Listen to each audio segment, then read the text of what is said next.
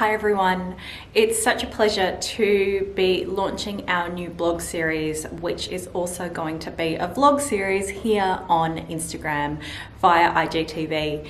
Now, you may have seen our June 2020 blog, which was all about goals and the reassessing of the goals that you may have set for the first half of the year. Now, I mentioned in the piece that I released just a few days ago that the year of 2020 has been a really tricky one. Tricky is probably a little bit of an understatement, to be honest with you. We've had over the Christmas period, or here in Australia anyway, we've had the bushfires, which have started in late 2019 and have brought us into 2020 with a really challenging start. Challenging for all of us in all different ways. Obviously, those who are in the bushfire affected areas, there were issues with their safety, their homes, their livelihoods, and we came out of that to a certain extent and went straight into COVID-19.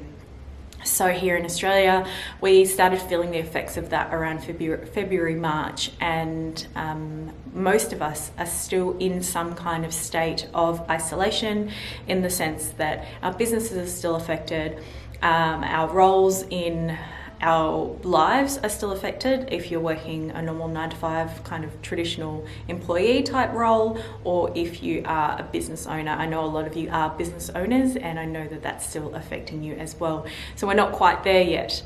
Now, in amongst all of that, in the last few weeks now, we're now kind of midway through June, and in the last few weeks we've also had some significant discussions around race. That has been prompted by what's happening in America at the moment, but we have also been affected by that and been discussing that here in Australia. And most recently, just over the weekend, we've had the Black Lives Matter protest even here in Australia, which as a woman of colour is something that is really significant even for me, and I've started speaking up about that subject matter even more.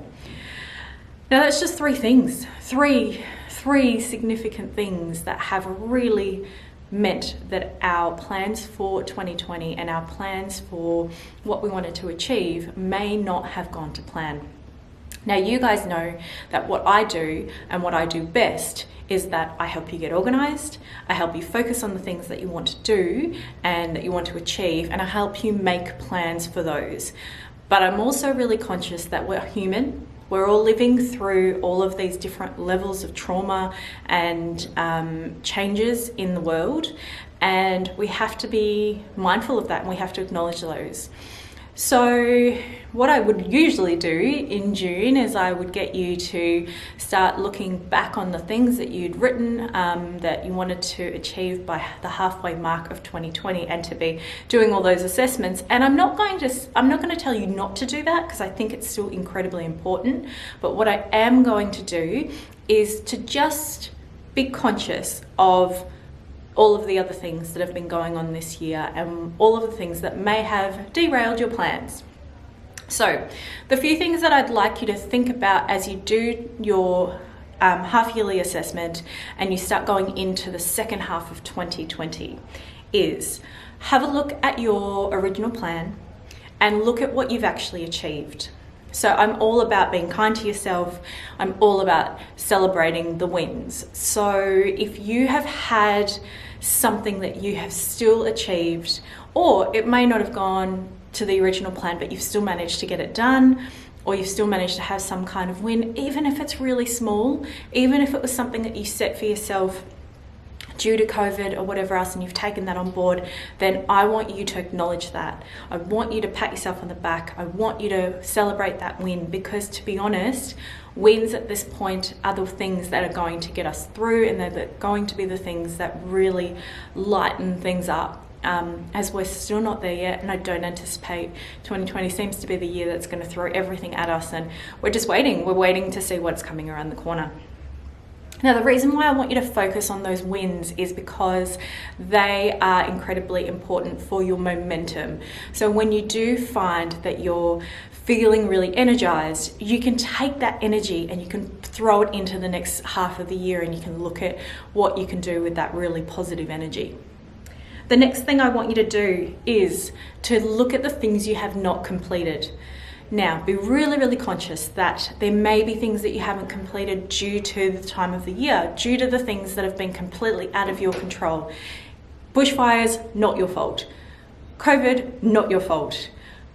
The discussions around racism and how they're affecting you personally, in theory, not your fault. Now, I'm conscious that we all need to do our bit when it comes to that particular matter, but in the grand scheme of things, I would hope that that's not your fault. So I want you to have a look at the things that you could have achieved that maybe you've lost motivation, or maybe you've gotten sidetracked or procrastinated on, or whatever else, and then reassess those. So are there things on your list that you set, goals that you set for yourself that you still want to achieve? Are they still important to you? Yes? Then put them on the list for what you want to do for the second half of this year. If there are things that are no longer relevant, your business may have completely changed, your life may have completely changed due to COVID and all of that, then it's time to say goodbye. It's time to not feel guilty about the things that you may have, the time you may have originally invested in that particular goal or task. It's time to let go of the fact that maybe those things just aren't going to happen, and it's okay. It's okay to let things go. It's okay that you've kind of half started something, because the reality is we're living in a time that's really unusual and really unknown, and you need to just be kind to yourself. So look at the things you really want to keep and you really want to keep working on, and goals that you want to set, and then put them in to your back end of 2020 plan. Now, what do you want for the second half of this year? So we've looked at the things that we may not have already done at the first half of the year, and we've decided what we're going to take into the back end of the year and things that we want to focus on. But are there other things that you had planned? Like, if you are the kind of person that's kind of set out goals for the whole year, then what were those plans for the July to December period? Make sure you reassess those as well, identify if they're still relevant and of still of value to you, and make sure that you set a plan for those. Now, I suggest that you have 1 to 2 kind of really chunky goals and tasks that you set for yourself for each month, and then break them down into what pieces do you need to work on and how do you need to try to achieve those so you can stay on task. Now, the last thing I want you to think about when it comes to this goal setting for the back half of 2020 is, what have you learned? What have you learned since January or December, in the case of the fact that I've just mentioned bushfires? And what learnings do you want to bring into your life and bring into the second half of this year? Now, are those learnings that you want to buy more Australian owned? Like, for those of you who are based in Australia, I think most of our followers are. Hello to you if you are based overseas, and thanks for watching. But for those of you who are based here in Australia, are you planning to invest more in Australian products and Australian businesses? Is there something that you can do for the bushfire affected businesses and communities that you may not have planned to do initially? Is that something that's important to you? And if it is, make sure you tie it into your plans. When it comes to the all the factors around COVID, we have had to adjust so many things. But if you are a business owner, is there anything else that you can do to make the transition back to normality, whatever that's going to be, make that a little bit easier? So are there things that you can put in place that are going to make life easier for you and your business and your team and your clients and customers? Also, as an individual, when it comes to COVID, are there extra things that you can do so we can keep ensuring that we continue to reduce the numbers and continue to do our best to encourage public health and safety at all times? And obviously that affects us even in our households. Now, the last conversation is around race, and as a woman of colour, I'm really making a point to speak up about this when I feel that I have something to say and when I feel that I have a message that I can share. I'm the first one to say that I don't have all the answers. I am not, though I am someone who has lived a very difficult life at times based on my skin color. I'm also very conscious that this isn't my area of expertise. I will stay in my lane and I'll do what I do really well, and which is talking to you guys about goals and planning and whatever else. But what I do want you to think about is, if the conversation around race has brought up new thoughts and ideas for you in your life or in your business, how do you plan to implement those? Are you looking at how you can bring more people of colour into your business? Are you looking at how you can diversify what you do for your clients so you can be more inclusive? What actions can you take with the learnings that you've recently had that are going to make a difference long term? There may be other things as well. So I've just mentioned the three obviously significant world-based and country-based factors that have really impacted us throughout this year. But there may be other things in your life, like you may have had relationships that have changed or people that have come into your life or whatever else. Look at those learnings as well. Look at how you can bring those into your goals and into your mindset for the second half of the year and make a plan.